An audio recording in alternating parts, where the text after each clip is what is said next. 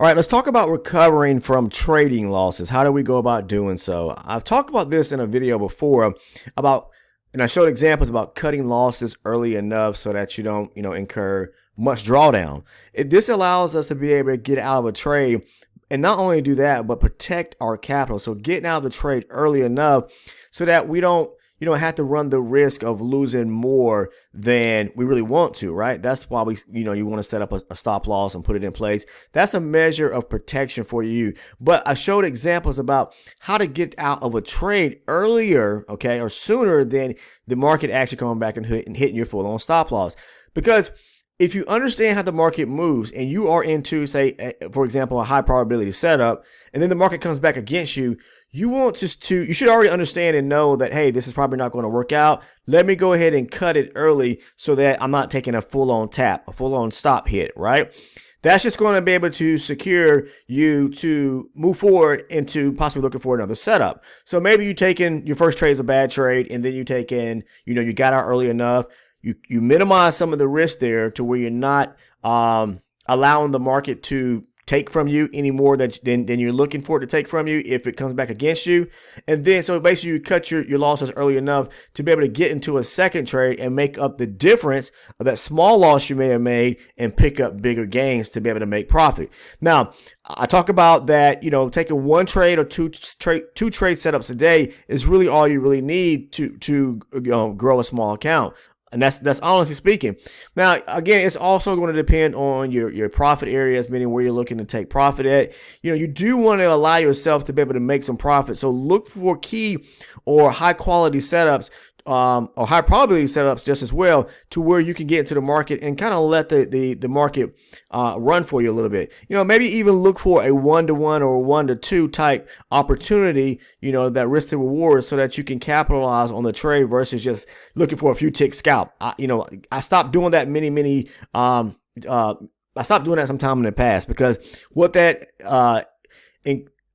that really did for me was that it caused me to have to take more and more trades to get at to where I wanted to be at for the day, meaning a goal for as far as like my profit take, okay, income for the day or whatever the case is. But I told myself, and I started working, because that's what you're going to do as a trader. You're going to start working on yourself and developing yourself to become better and being more seasoned and looking for better opportunities to where you can stay in the trade or in the market longer to maximize one trade versus taking many. So what I want to show you today is an example of a trade setup that worked out. It was a high probability setup on both ends, meaning it was a high probability off the higher base or higher time frame zone, and off of a lower base chart just as well. So people or traders that have been following the channel for a period of time, you already know about the type of strategy and how I trade. It's very simple. And it may not be as simple for lots of people who are coming over, maybe using certain strategies, because a lot of people are tied to certain things, which means they have a hard time letting go or seeing something different. But trust me, if you spend the time on the charts and back testing this particular strategy, this is all about using two charts and looking for confirmation, giving you the confluence, so that you can get into a great trade setup. We're not just taking a trade off of one chart. We're using two means of a chart, a higher base and a lower base, to put us in the trade or help us get into a better trade setup, because we are working off higher probability setups, but we're also working off confluence just as well. So take a look here. I'm going to move down to my higher base or back up to my higher base 120 range chart. This area right here, this is a supply zone, okay? Supply means we're in an area where we have aggressive selling, to where the market created a supply area. This isn't let me draw this correctly first and foremost, because it may be throwing a lot of you off. Okay, there we go. This is a aggressive selling area where the market didn't immediately come back into it and tap it. We got a very small gap resting below below the wick of that last bullish candle and the wick of this bearish candle right here. The market eventually retraces back to it. This is on July 30th, around about 2:30 in the afternoon, 2:20 in the afternoon, and it rejects that area, okay? But again, we're not taking a trade off the 120. This is where I move down to my lower base 24 range chart, and I'm looking for an opportunity. Now, this is a higher base chart. A higher base zone off of a higher base chart. We're below the VWAP. Okay, that's the volume weighted average price indicator. I'm not using it to get into a trade, only by means of looking for opportunity to where I could, just for measurement in a sense, okay? Just kind of also helping me as my volume profile does, because I love to take trades where the market is at a premium, meaning back at an area where the origination of the selling took place, above a high volume area just as well. All of these things help as far as giving you more confluence, okay? The sweet spot comes into play when we move down to the lower base chart and look for, again, we got a supply here. We're looking for a supply on the lower base chart. We get, basically two setups unfolding into one, then that puts us in the right direction. So now let's move down to the lower base chart. Now we're here on the lower base chart. We see the market tap into that higher base 120 range supply zone, as you can see right here. If I squeeze this in together, hopefully we can see it. The market didn't come back and tap or touch any, zone, meaning a supply area on the lower base chart here. Now, a lot of times I like to look for confluence within a zone of a higher base chart, okay? Meaning a zone within a zone. In this case here, we didn't get the run back or pull back directly up into this little supply area up in here on the 24 range. In that case, even though we tapped the higher base 120 range chart supply zone, what I do then is just look for the market to guide me in the right direction. It means I'm looking for now a break of structure below, because we're already pushing lower on the higher base chart. Now I want to see where it's changing direction, pushing lower, because things can look different on a lower base chart than a higher base chart. As you can see on the lower base chart, it looks like we're breaking structure to the upside and we're bullish, but we are still bearish on the higher base chart. So I'll look for the market, because we are looking to take a short, because the higher base chart is moving lower and it just pulled back. I'm looking for the market to just do what? To break an area of structure below, like right here, below this area here at 18,970, and then mark up a supply area just as I did on my higher base chart. So I have a supply area on the higher base chart, and then I have a supply area that unfolded on my lower base chart. Once I get the breaking structure below, pull back to the supply area on the higher base chart, all I'm doing then is looking for a break and close of a candle to give me the rejection to get in the trade. So that break and close is going to be right here at this area at 19,893.5 or 894. Once it does that, then I'm looking to get into a trade, and I start to look to see where I can take the trade down to. There are gaps that need to be filled here, and there's liquidity resting right here at 65. So if I get in here at 84, I can safely take this trade back down to 60 or 85. Or excuse me, if I get the trade around here at 80, say 83.5 or 84, I can safely take it back down here to say 65.5. And possibly a little bit lower, because there are still areas where the market needs to fill in gaps back down here to this area of demand resting right here. So we can definitely pick up our 20 points, okay? Pretty easy on this trade setup right here. But again, what we're looking for is to be able to minimize our risk of getting out of a trade early enough if it doesn't work out. And I talk about that in videos about, so where will we place our stop at? A stop will be at the back end right here at 18,992, okay? Right there, maybe a few points above that to give us some room, okay, in case they want to come back up here and test that area, which they like to do a lot of times to scare traders out of a trade, okay? Because then at this point here, at that top end there, you would have resting buy stop sitting up there. Now, how can we safeguard ourselves in a sense of if the market was to move back the other direction once we are into the actual trade? This will help us recover from our losses to be able to live to see another day by cutting our losses early enough.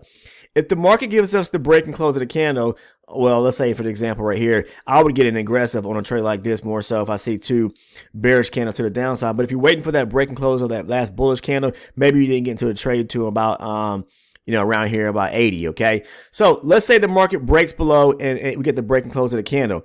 What can we do to kind of protect us from taking a full-on stop hit, which our stop will be resting back up here above 92? Well, what you can do is if this candle here closes and breaks below, okay, we get the break and close of the candle, then if the market turns back around and starts to break back above that last bearish candle that broke and closed below the candle, okay, below that last bullish candle right there, back up here at this bearish candle that closed right here, you can look to possibly get out of the trade right there at 86 and cut your losses early enough versus going up here and hitting your stop around about 92. What's that going to help you do? Well, if you get out at 86 and you had your stop resting up here at 92, then that's a 6-point difference of what you saved yourself of losing, right?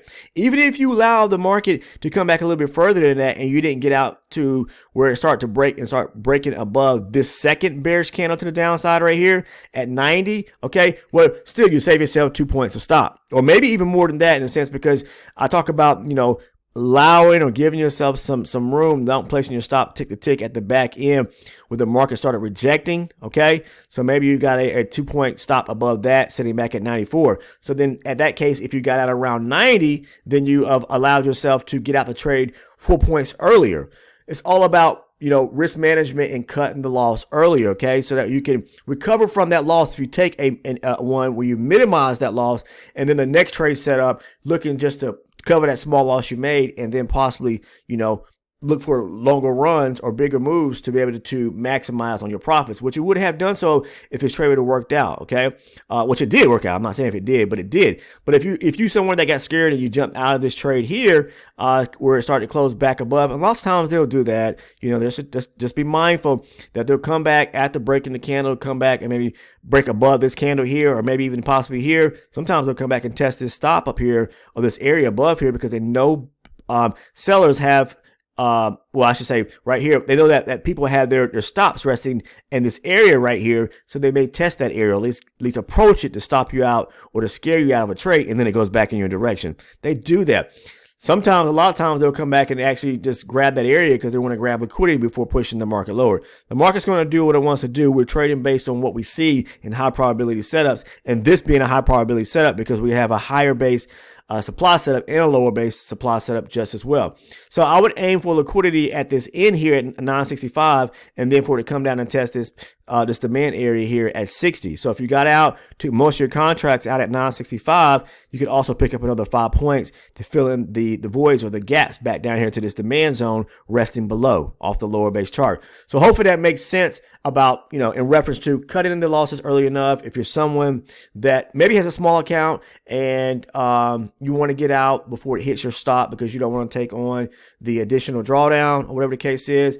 But just be mindful of the fact is that you don't want to get caught up in doing that all the time, because if so, then the next trade setup you get into, you may take another loss just as well. You got to understand the game in which they're trying to play, and just kind of be confident about your trades. If it doesn't work out, it doesn't work out, because not all trades are. You just got to live to be able to see the next trade through, and hopefully it makes, works out for you. So if you won one, lost one, be done for the day. You reach your max of two trades a day. Or if you lost one and you just cut it for the day, that's fine. That's just as good as just as well in a sense. But, lots of times now I'm looking to take one good trade setup, no more than two. So hopefully this video helps those that have problems with, recovering or trying to find ways to cut their losses to recover and make up the difference, in the next trade setup. But this is all about recovering from your trade losses and keeping them at a minimum. All right.